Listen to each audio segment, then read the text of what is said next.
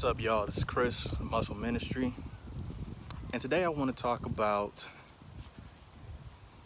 a fact about getting fit that most people don't talk about.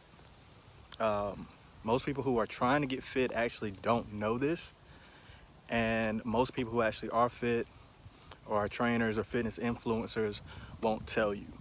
So the reason why I'm doing this is because mainly that this health and fitness game is about expectations and managing expectations and you being the best version of yourself that you can possibly be. And in a lot of cases, we're trying to achieve something and we may actually, our efforts may be going towards the wrong things.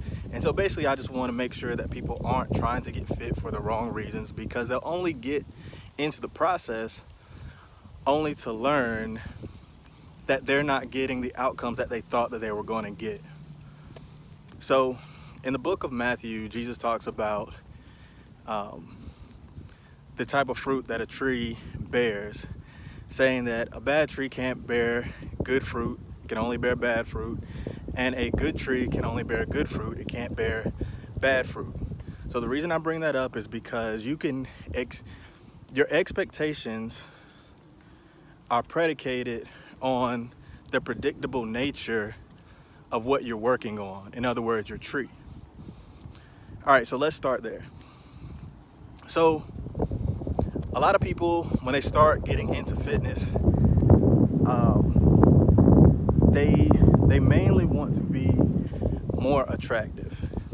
Well, let me back up for a second.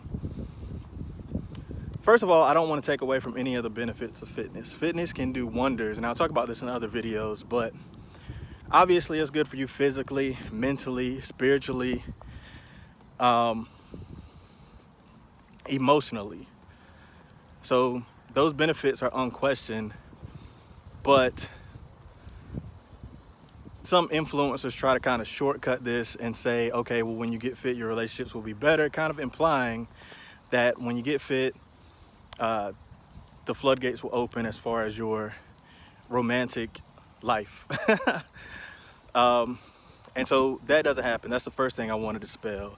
Just because you have abs, or you think that because or maybe you think that when you get abs, you'll be able to finally get a girlfriend, or you'll look more attractive, so you'll be able to, it'll help your dating life.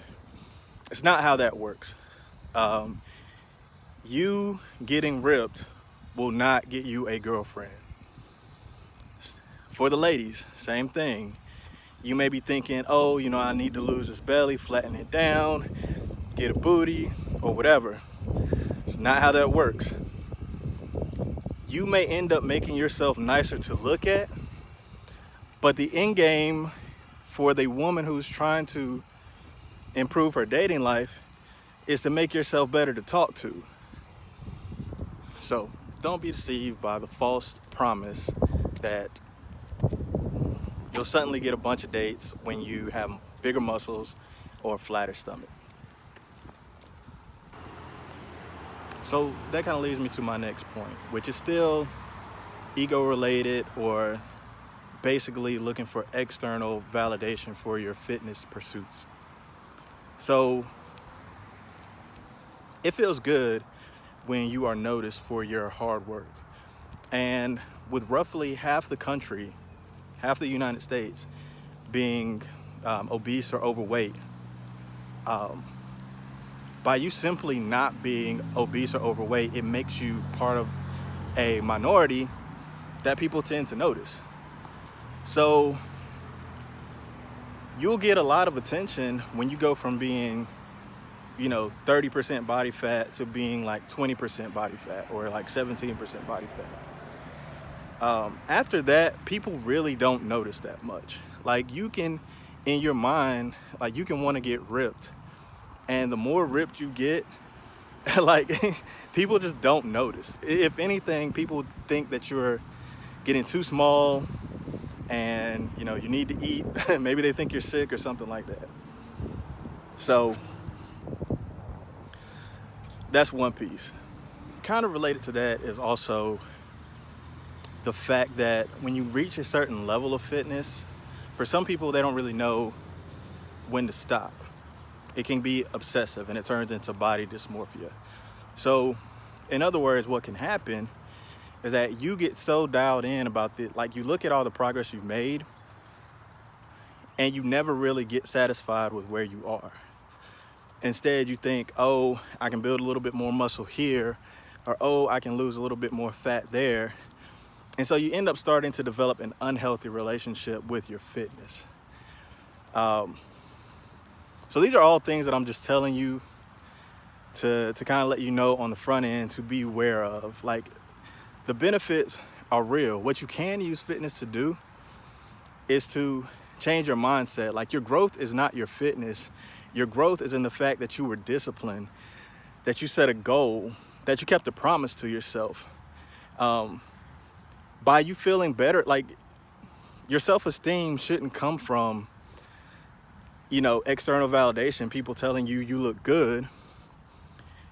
It should be, you know who you are, you know what you're capable of. And now that confidence bleeds over to other areas of your life. And that confidence can bleed over to your love life. That's what's going to make you more attractive. Not the way you look, but the way you carry yourself and the way you treat yourself. So that's another evidentiary piece of the fruit that you bear. When you look a certain way, you're sending the message that I care about myself. Take the time to get better in the areas of your life that actually matter to you and the people around you, because I can guarantee you that the people around you don't care about your body fat percentage. They won't even notice. But just take the opportunity to make sure that you're getting a little bit better every day, and that if you're working on a skill, that you continuously develop that skill. If you're working on getting rid of a character flaw, that you're getting rid of that flaw.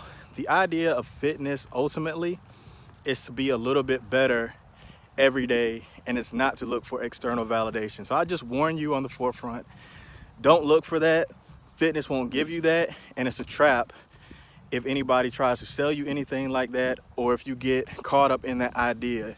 You will get demotivated and you will quit if that's what your identity is, if that's what your fitness identity is wrapped up in, because nobody's going to care as much as you would like them to care about that extra pound or two that you dropped, or about you going from 15% body fat to 9% body fat. Make sure that you're focused on healthy goals for yourself, and you accomplish and achieve things that are worth it to you and leave you feeling full mentally and spiritually. All right, that's all I got on this one, y'all. If any of this information was useful or you found it helpful, like, comment, subscribe. Let me know if there are any other things that maybe I left out that, like, misconceptions that people have about fitness. Like, those are just a couple that were off the top of my head. But, like, comment if I missed something. Let me know. If you're interested in working with me as your coach, information can be found in the description about the channel. Just apply and I'll be in touch. All right, until next time, y'all, be kind to yourself and be kind to others. Peace.